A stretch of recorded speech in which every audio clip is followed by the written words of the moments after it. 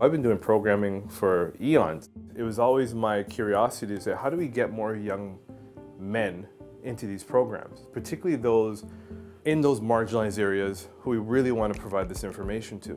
So it got to thinking, I was like, well, they're in the barbershop, so let's go to them. Problem is, we don't have enough words in our toolkit to use to describe how we feel. I didn't foresee starting a not-for-profit organization. It was a beautiful accident. I went to the barbershop one evening. I went to cut my dreads off, and I didn't cut my dreads off because I got into an amazing conversation with a young black male where we started talking about LeBron James versus Michael Jordan. Then the conversation went into sexual health, right? And what does sexual health, positive sexual health mean? How do you approach positive sexual health? It dawned on me, I was like, well, shoot, I've been doing this youth programming for so many years, and I actually have a young man here actually listening to me. I don't think I'd ever get to have this conversation if it was anywhere else. So that's how it started. Mental health is from the community. Now we need to build our community first.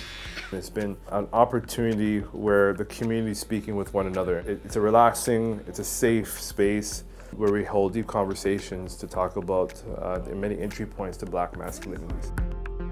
We talk about opportunities to talk about Black experiences. I think there's no space to have those conversations, right? Where do we go to have conversations that can help us understand our lived experiences? So I think it's really important to not only for Black community, but for all community to understand what does it mean to be Black in a white settler colonized nation state. And that is the importance of opening these spaces, because when you do those moments, those type of programming, you're also decolonizing space.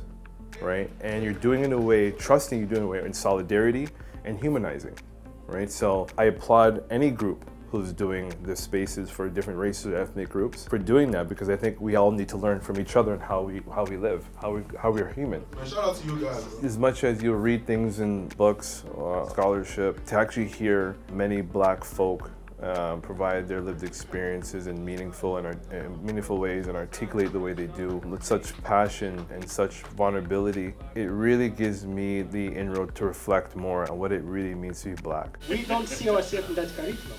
It's very important to acknowledge that Blackness can never be defined one way, and it's not experienced one way. Becoming Black in a white settler colonized nation state, that's different what it means to be Black in the Caribbean, as an example, right? So when you're able to share your experience where someone is actually being intentional to listen, I think then you start learning. What are you gonna do after this session in your daily life? What are you gonna do in your profession, to end the stigma behind, talking about mental health in the Black community? When you think about the Black experience, you also have to think about other people's experience in conjunction with the Black experience here in Canada, because we're not alone. There's other people here, and I think it's important to acknowledge that they can learn, but we can learn, and we just have to find those opportunities, those entry points.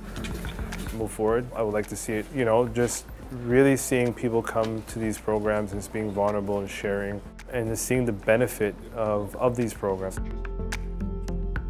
When we have these conversations about Blackness or Black experiences, it shouldn't be narrowed down to a month. It shouldn't be superseding any other people of different ethnic, racial groups, but to work towards inclusion and equity in a meaningful way.